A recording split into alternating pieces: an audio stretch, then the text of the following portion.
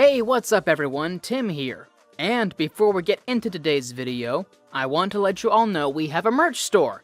Some of the items in it are only available for a limited amount of time, so if you're interested, go into the description and check it out. Each purchase helps us make more content. Secondly, if this video hits 1,000 likes by the end of the week, we will continue this what if. Thirdly, if you did know, only 41.3% of you are subscribed to us. So please, hit that subscribe button and click the bell icon. Now, with that out of the way, let's get into the story. It had only been a couple days since the passing of the symbol of peace, but the effects of his death were showing. Crime rates had risen dramatically ever since the news was brought out about All Might's death. Those who had known All Might personally mourned his death the most. All Might was more than just the #1 hero to them. He was a friend. He was their teacher. He was their support system.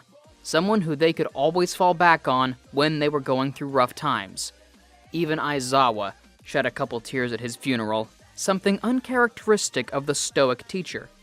He never liked to admit it, but Aizawa did, at the very least, respect All Might for his heroic nature. All Might was a buffoon for the longest time he'd known Aizawa, but it was a strangely charming characteristic of him. Despite all of his faults, All Might would never falter and try his darndest to look out for others. Aizawa gripped his fists tight. He'd lost another one. He'd let another one die. He cursed himself. Yagi's death provided painful memories to Aizawa. It reminded him of his late friend, who didn't even get a chance to get that far before he tragically died protecting others. Aizawa and the whole of Class 1A left after a good couple of hours of grieving. It hurt Midoriya even more than the others, though. He had seen what had happened. All for One used a symbiote that looked rather unique compared to the rest in order to get the upper hand on All Might. This pushed All Might to the upper extents of his limit. Midoriya felt terrible, because a symbiote was the reason why he was even able to get this far in the first place. He knew Venom was different, though. It wasn't Venom's fault at all here, but he couldn't help but feel bad just because of association. It almost felt like he killed his #1 idol. More time passed by, and UA decided to change the way their school operated. In order to provide more protection to their students, the principal decided to turn the school into a boarding school. This came as a shock to many of the students. Some of the parents of the students were against the idea of their kids still attending the high school, though. Inko Midoriya was one of them. Especially after the revelation that her little boy Izuku had seemingly lost his quirk, somehow while he was held captive by the League of Villains.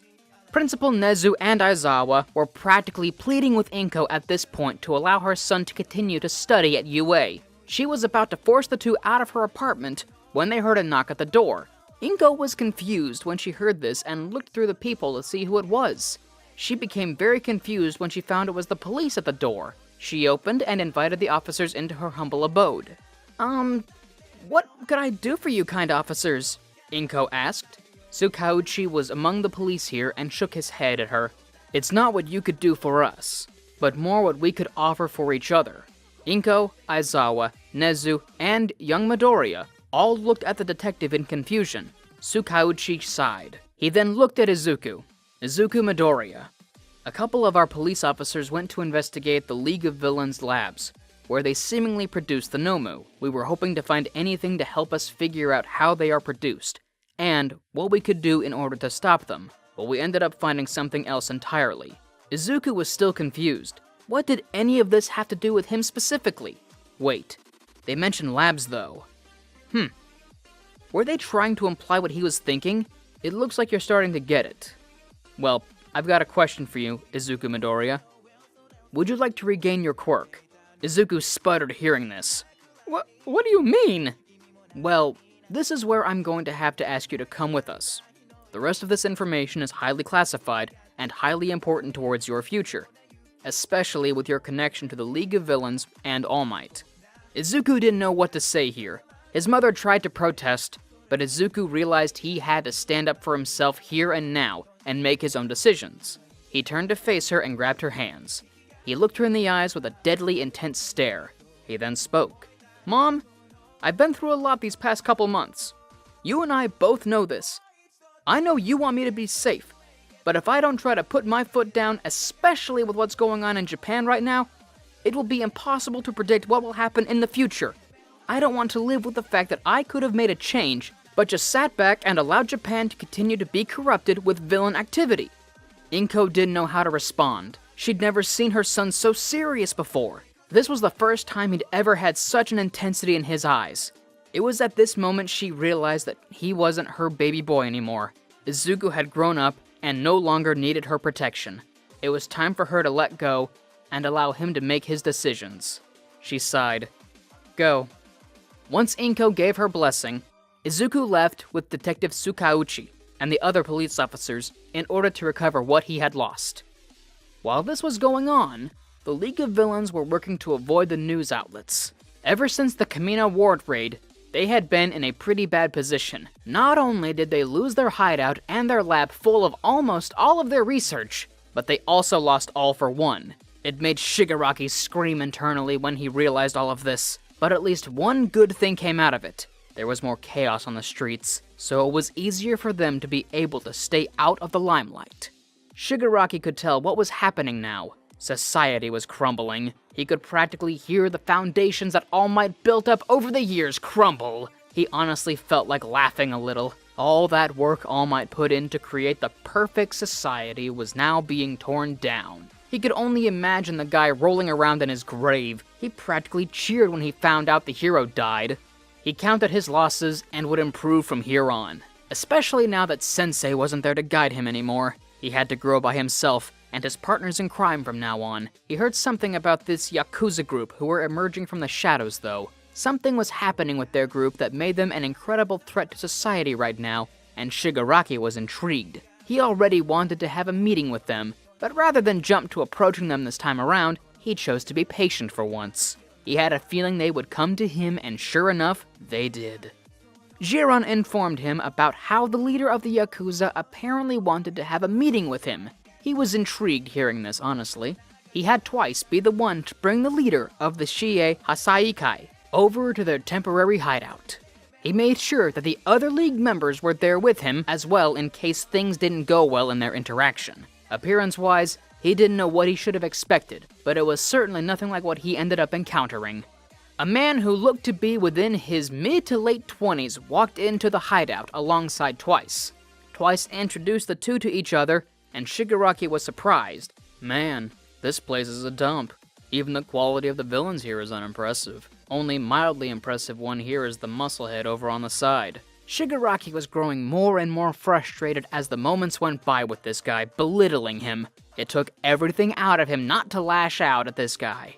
Who does this guy think he is? Magni was in outrage at hearing Overhaul's cruel words. But before they could do anything about it, Shigaraki stopped her by raising his hand toward them. She froze. Seems like they at least know that you're top dog around here.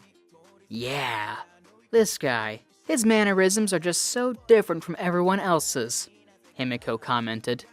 Mr. Compress turned to her and explained the history behind Overhaul and the Shie Hasaikai, the reason why they were so different, how they were a powerful organization from way back in the day. Ever since All Might came into the picture, they had become one of the last surviving species from a very long-gone era that was struggling to survive. You know your history, Houdini. I commend you for that at the very least. And as for your leader here, I would like to inform him that the Yakuza will make a comeback. How, you may ask? Well, ever since All for One's defeat by the hands of All Might, the role of the rulers of not only the darkness, but also the light are currently vacant. It's up for grabs. Now the question is, who will fill the role for the darkness? Isn't it obvious? Me, of course. Oh, and how do you plan on going about that, eh? Shigaraki was confused by Overhaul's question. What was this guy getting at? Judging by your silence, it seems that you don't have one. You didn't think this through, did you? Pathetic. But I suppose it makes sense considering all that has happened with you losing 2 valuable first-class pawns during this time. It's a miracle you didn't lose all of them already. Shigaraki was close to lashing out at the man, but he tried to calm himself down. All this guy was doing was spewing words out of his mouth. He could take that. It's not like he was an immediate threat. Yeah, he just wanted to get underneath Shigaraki's skin, but he wouldn't allow it. No way. He needed to show that he was indeed capable. Overhaul sighed while giving all his attention to Shigaraki. I'm quite disappointed in the League of Villains, honestly. I didn't request to meet with you in order to join your group. Instead, I want to have things go the other way around. It would be of the League's best interest to join the Shieha Sakai, under the control of a real leader who knows how to handle the power given to him. Join the next ruler of the darkness. The whole room was silent after Overhaul's monologue. The tension in the room was so thick, it was suffocating. No one dared to say a word. It felt like an eternity passed before Shigaraki opened up his mouth. Leave. That was when Pandora's box was opened. Magni charged at Overhaul. She yelled at him and explained how the League would bow to no one, especially not to the likes of Overhaul's group. She used her quirk to force Overhaul to her and tried to hit him over the head with her weapon. But something happened. Something that caused Shigaraki to lose his cool at this very moment. Overhaul slipped off one of his gloves, and a finger touched Magni. That was it. That was all that was required for Magni to explode to bits and pieces before everyone's very eyes. How disgusting. To be fair though, he did throw the first punch. Mr. Compress was the next to charge in, but he tried to capture Overhaul using his quirk. As soon as Overhaul felt Compress's hand touch his arm, his eyes narrowed in disgust. Suddenly, Mr. Compress was shot, and Overhaul blew up the man's left arm. It was then that the League realized that Overhaul didn't come alone. Tomura was beyond furious now. Carnage completely enveloped him as before. Tomura had tried to stay calm throughout the whole interaction, but now Overhaul had gone too far. He killed one of his teammates and greatly wounded another. This was an unforgivable action on Overhaul's part. Shigaraki charged at the Plague Doctor cosplayer. Overhaul ordered for a shield to block Shigaraki's upcoming attack. Sure enough, one did arrive, but Shigaraki was right through it and didn't slow down at all. A bullet was sent at him, but he swatted it away. He clawed at Overhaul's chest, which left deep wounds. Overhaul was bleeding profusely. He looked at Shigaraki's new state in fear. He had heard nothing about this before, and wondered just what this vile creature was before him. It looked like it came out from the lower depths of hell. Overhaul's subordinates finally showed themselves and stood in front of him in his injured state.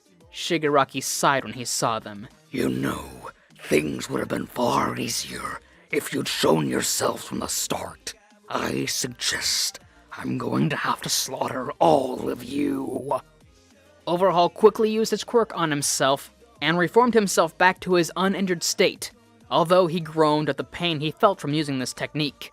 He looked back at Shigaraki, although now he was more hesitant at approaching him.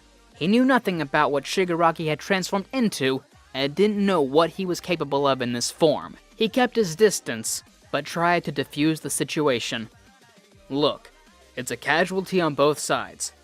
I killed one of your men, you killed one of mine. I think it would be wise on both sides to end the meeting here for now. Feel free to talk to us once you've calmed down, and maybe next time you can tell me more about this form of yours, Shigaraki.